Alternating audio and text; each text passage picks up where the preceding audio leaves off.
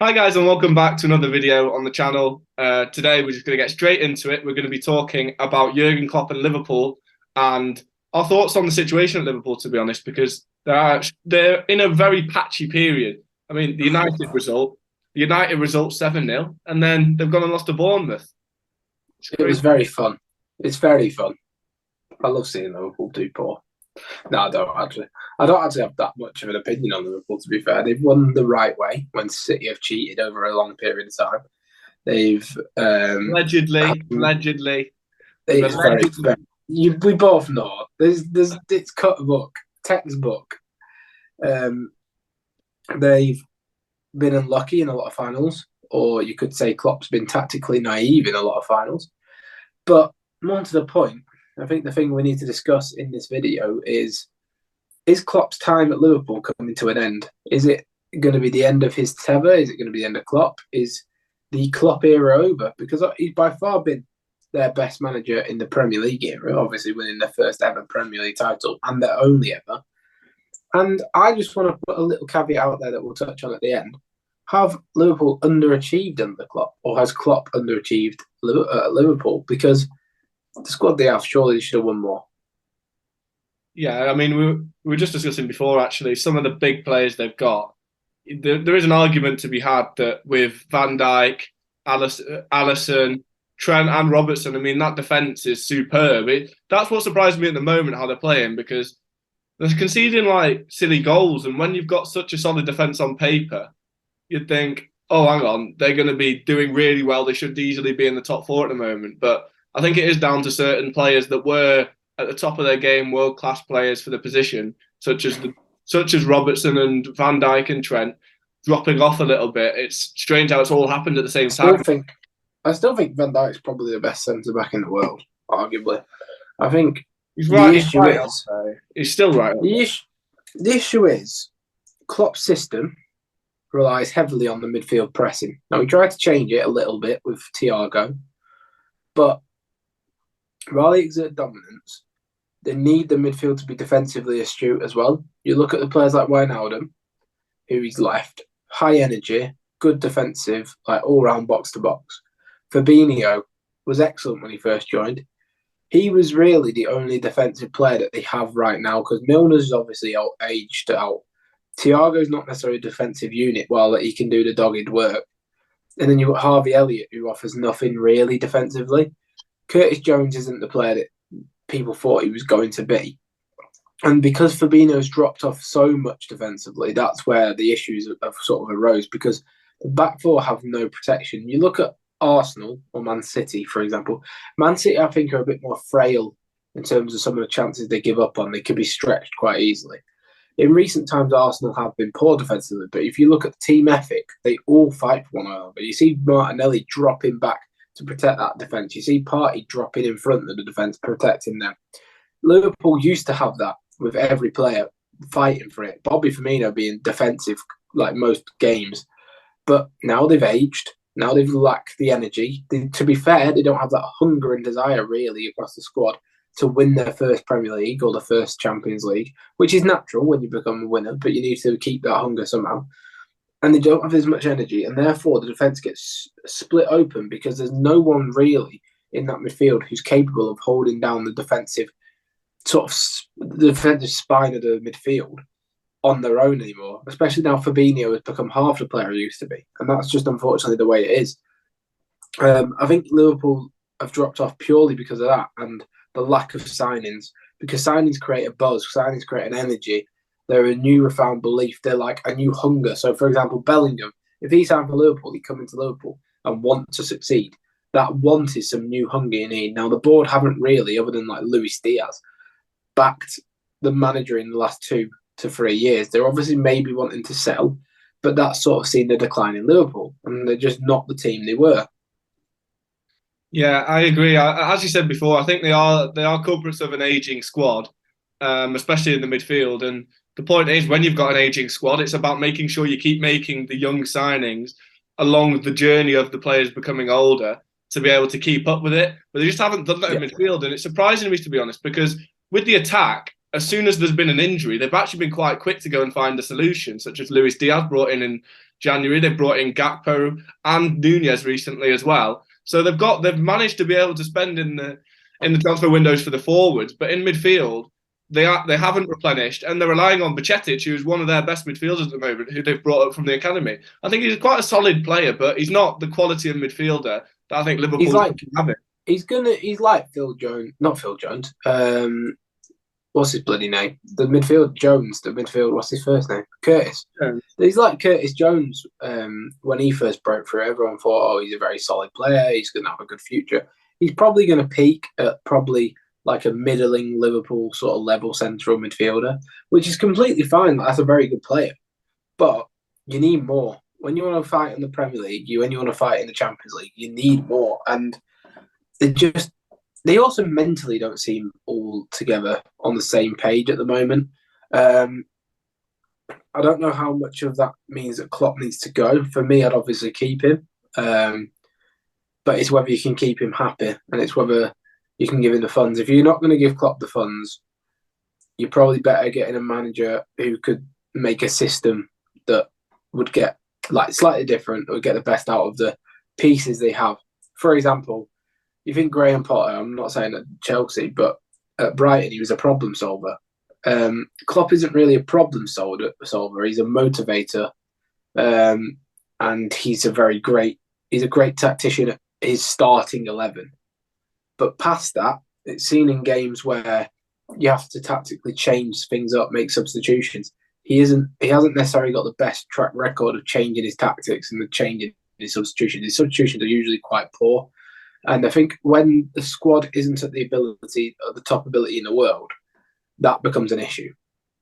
Yeah, I think one or two things has to happen. Like you said, potentially a managerial change. But I think one or two things need to happen. They either need to start spending more, especially for the areas that they need it most, such as in the midfield, or they need to start. Klopp needs to make the conscious decision to change the system, because at the moment the way they're playing the high press and the high line, but the defence at the moment with Van Dijk, who's not as fast as he once was, you've got Trent and Robertson, who while they're brilliant going forward, defensively they leave a little bit to be desired. They need to change something there and potentially not go as high a line, not play on the press as much in the midfield, because it doesn't work when you don't have the players for it. There's also Gakpo, who's also been a really poor signing, in my opinion. I know he got the 2 against United. But what I mean by that, pointing him out, because I like Nunez. I think Nunez will come really good. He's been showing all the signs. He scores a lot of goals still, even though he misses chances. I want to point out Gakpo because it's not necessarily against Gakpo per se, but he sort of embodies the new transfer strategy that Liverpool have had since Edwards has left the role of chief director of transfers or whatever he was at Liverpool. And it shows an issue because the transfer policy before was much like Arsenal's, as in recent times. They'd pick up players who were Premier League proven already on the cheap. For example, you wouldn't imagine, say, 4 years ago, 3 seasons ago, right? Liverpool would have been all over that Trossard deal. Like, there's no way they wouldn't. You saw it time and time again, the likes of Gini Wijnaldum, the likes of Sadio Mane.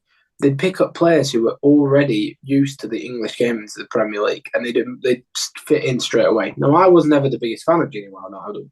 I thought he was quite a good system player, and Klopp got the best out of him due to his system.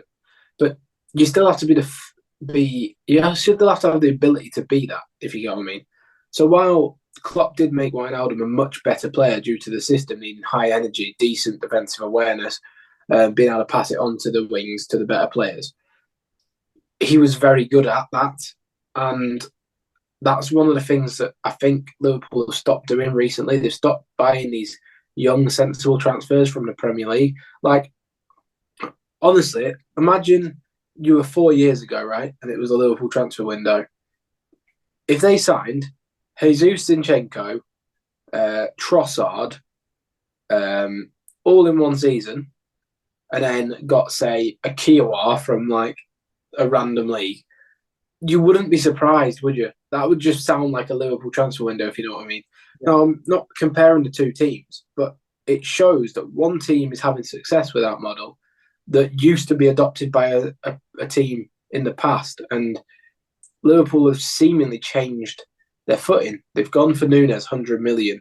which granted had to replace Mane, but then they've gone for Gakpo, 38 million was it or 28, which is a great signing. He was one of the hottest prospects in Eredivisie. But before they didn't really go for these players from foreign leagues, and if they did, like Van Dijk for example, Southampton again. Sorry, another one. Robertson, Hull City. Like they're all players in England. Even Gomez, I think he was bought from someone in England. So it's like Charlton, yeah, you like that. Matip was a free transfer, so low risk, and he's turned out to be a lot better to come the last few years. But it's just sensible business. I think another problem with Klopp is that he's not really decided who his best midfield is, because it's almost every game that he makes changes within the midfield. And I think for consistency, at least, you've got to have, in certain parts of the pitch, I think in maybe wingers, for example, you can rotate them here and there. But in the midfield, you want to be having a consistent three. For example, for Arsenal, you've got Partey, Xhaka, Ødegaard. That's your three. That's the one you play with, and then they'll get used to it. And by having a set run of games that they get to play in, then they're going to get improved because they're actually playing as a unit rather than it being, oh, this week Buchetic's coming in, oh, Henderson's back, we'll put him in, we've got Fabinho in, we've got Thiago in. They've got all sorts of things that are changing it week in, week out, and that doesn't help them for consistency when it's rotated so much with individuals in the midfield. Now, I agree. And I can't help but think that he has been unlucky throughout his time at Liverpool with injuries in the last sort of year. There's been 2 seasons, haven't there? He's been unlucky with injuries. One, he lost Van Dijk, and this season he's lost Thiago, Jota for large periods. Trent's also had his dip. Now, while I can understand that, is it fair to say that he's overrated? His time at Liverpool, when you look at the players he's had, the squad he's had, should he have won more? Like, he's won what? 1 Premier League title in the time and been tactically done by Guardiola in 2 title races. He's won 1 Champions League, is it? Or is it 2? I think it's 1. He's failed in 3 finals, hasn't he? 1 against Real Madrid. Lost against Real Madrid. They lost last year as well. Lost against Real Madrid twice, yeah, and beat Spurs, yeah, it's just 1. Yeah, so they failed in that hurdle. They've won the Super Cup, which is a bit of a Mickey Mouse trophy. Like, it doesn't really matter. Like, as in, it's just you get it for winning the Champions League, don't you? They won the Club World Cup, which again is another trophy that's not like it's a big honour, but it's not like the Prem or the Champions League. They've won the FA Cup. Have they won that twice or once? I think just one. Just one. Yeah, and then they've won the League Cup. Now, he's won 7 trophies in his time at Liverpool, but when you look at the players that they've got, right, they've had Salah, they've had the best centre-back in the world at times, Virgil van Dijk, the best right winger in the world at times, Salah. They've had Thiago, who's a world-class central midfielder. I think we can all agree. Fabinho was at the top of the game at one point. Trent was the best right-back in the world for a period. So was Alisson, the best keeper in the world. Like, you name these players, and I'd argue that individually they're miles better than some of the City lot. Like Salah to Sterling, for example. Salah beats him out the park. Even Salah to Sane, he beats him out the park. Who's probably the best City winger I'm thinking of right now off the top of my head. Like, you look at the centre-backs, Virgil van Dijk beats anything that City can offer. I'd argue maybe Ruben Diaz can say something, or Laporte periods can say something to that, but I think Alisson would rather have over Edison. So these individual players are better than City's, and still they've not won more than City over that period. Yes, squad depth does play a part. They haven't been necessarily backed in that part, but I think he's underachieved over his time with this Liverpool squad at this point. Especially, think about the finals. Think about the finals he's lost. He's got to and lost because he's tactically been a bit inept. He's still got to the final hurdle and failed. Was it 3 Champions League finals or 4? I don't remember. They've been to 3. Last season, they should have gone as quadruple. They got to 3 finals or something and like fell off completely. Like, they haven't been successful enough. Like, they just haven't. For the finals he lost 3 finals in his first season with them. Yeah, right. So I'm gonna go over this. The point that you made about them underachieving, I kind of get it, but from the amount of money they spent and then how those players have developed under Klopp, and then being so close on multiple occasions, losing the title to City twice by 1 point. I think with the lack of squad depth, that is more a testament to Klopp than something that they've not done. And with the Champions League final against Madrid on the first occasion, I don't think that the Karius mistakes can be put down to Klopp, because that is pretty much the main reason why they lost against Madrid on that occasion. But can they not?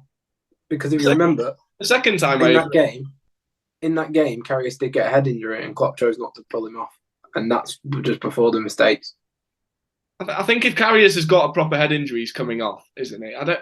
It's not. That's no, not because a player wouldn't admit to it if you're in a Champions League final. So that's up to Klopp. I think it's very harsh to blame it on Klopp for that. I get what you're saying, because they were very close to achieving so much more than they actually did. But the point is, for the period where their team was at the top of its game, I think they achieved a sufficient amount for how well they were playing. And now they're just having a drop off, and I think that's only natural after so many seasons. He's lost 6. Okay, let me put it this way: he's lost 6 finals as Liverpool manager. 2 of those were in the Champions League, right? Put it this way: Liverpool have lost 3 Champions League finals in their career, in their time.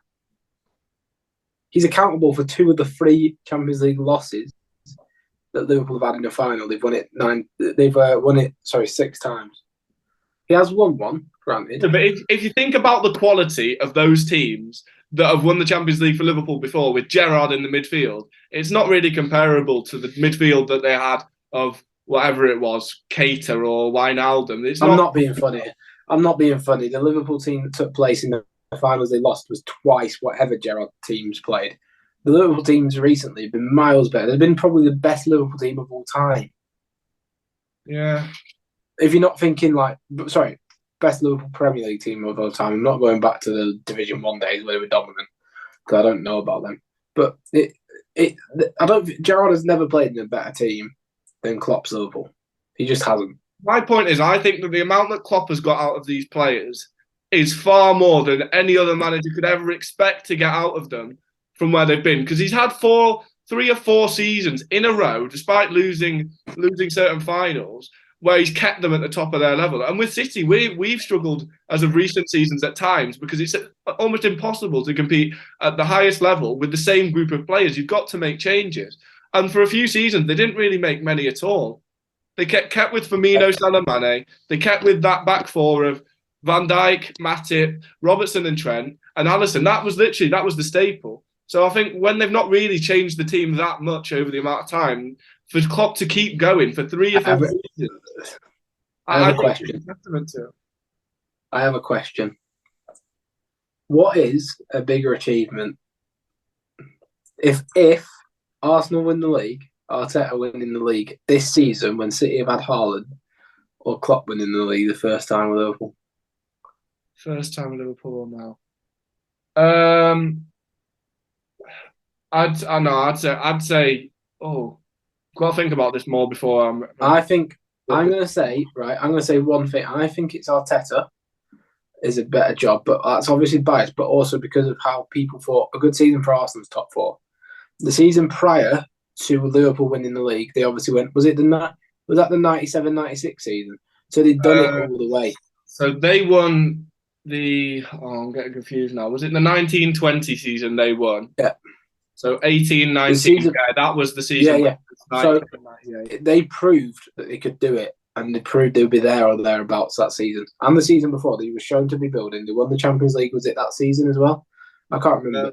But yeah, they won the Champions League when we got the 100 points. They won that in 17-18, I'm pretty sure. Yeah, exactly. So they've proved that they can win. So for me, this Arteta thing is a better job. Anyway, that's a side question. I agree. I think it is, because while I will say that for City, this is a lot further down the line. So to beat a City now, I know we've got Haaland, but I think to beat a City down the line from where we were before, with still a lot of the same players,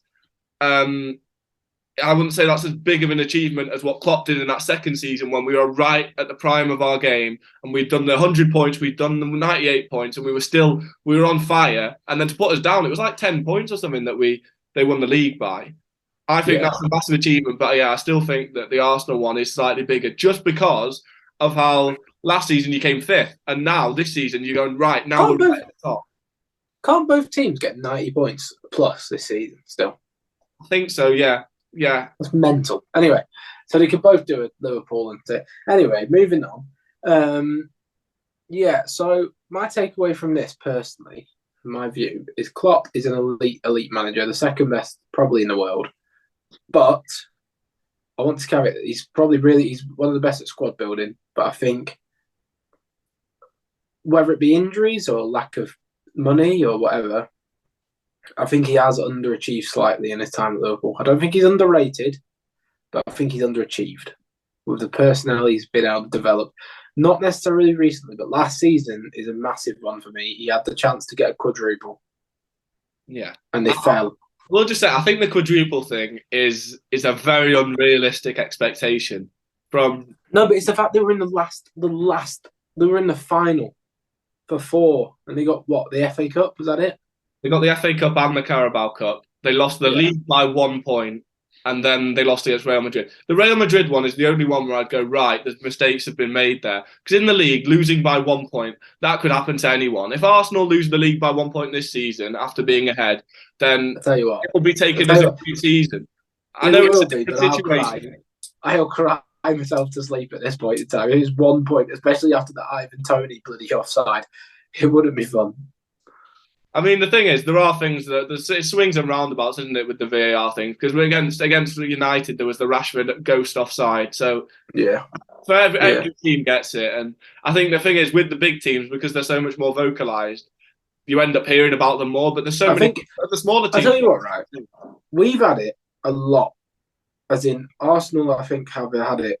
If I'm being honest, and I know it's biased, have had it a lot more than most top 6 teams, and it's got to the point now that even Sky Sports are picking up on it, and they traditionally don't like Arsenal.